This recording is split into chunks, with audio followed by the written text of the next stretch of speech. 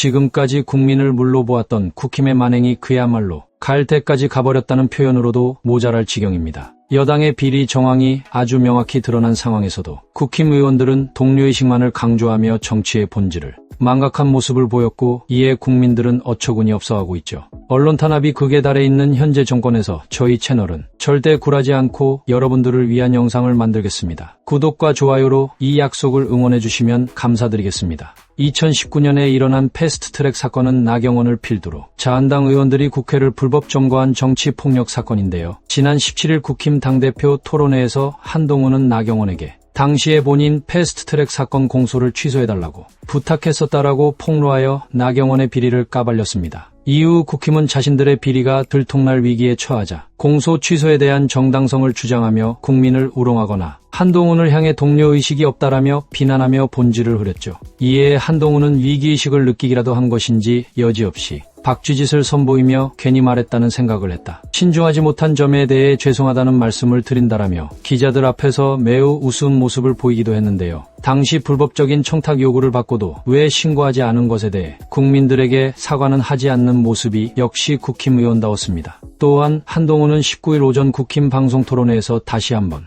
박쥐짓을 시전하며 추잡한 행보를 계속해서 이어갔는데, 자신을 향해 맹렬히 비난하는 찐형 끈앞풀들의 비난에 대해 당시 기소를 한 검찰총장이 윤석열인 것은 알고 있었나라며 다시 한번 태도를 바꾸었고, 이는 정치적인 야욕을 이루기 위해 자신의 소신을 지키지 못하는 참으로 한심한 모습이었죠. 한편 모든 비리가 드러난 상황에서 나경원, 원희룡, 윤상현 같은 찐형 끈앞풀들은 한동훈을 향해 대통령에 대한 신뢰가 있나, 동료의식이 있는 것인가 같은 공격만을 시도하였습니다. 이런 끝도 없는 뻔뻔함에 국민들의 한숨이 끊이지 않는 가운데 조국혁신당 조국 전 대표는 이런 국힘 의원들에게 본질을 다시 한번 읊어주며 제대로 비판하는 모습을 보여주었는데요. 조국 전 대표는 패스트트랙 1심 재판이 무려 4-5년 동안 진행되고 있다라면서 이재명 조국에 대한 신속한 재판을 수시로 촉구하면서 패스트트랙 재판 지연에는 입을 닫고 있다고, 어떻게 이런 장기 지연이 가능한가라고 쏘아붙였습니다. 이는 조국 전 대표가 국힘 의원들을 향해 집안 싸움은 너네가 알아서 하고 먼저 국민들께 진실을 제대로 규명하라는 취지의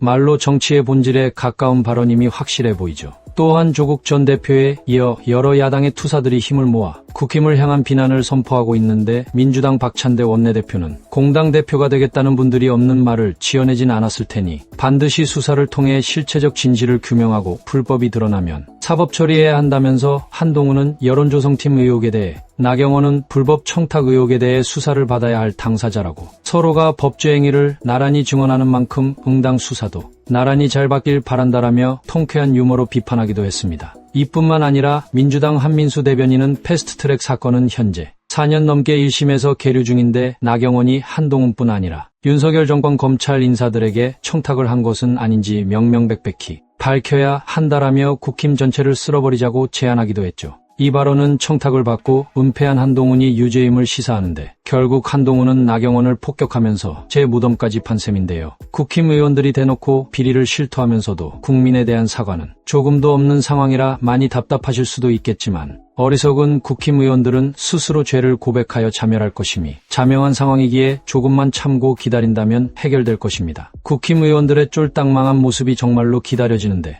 이들이 언제 무너지게 될 걸로 예상되시나요? 여러분의 의견을 댓글로 남겨주세요. 시청해 주셔서 감사합니다. 구독과 좋아요는 사랑입니다.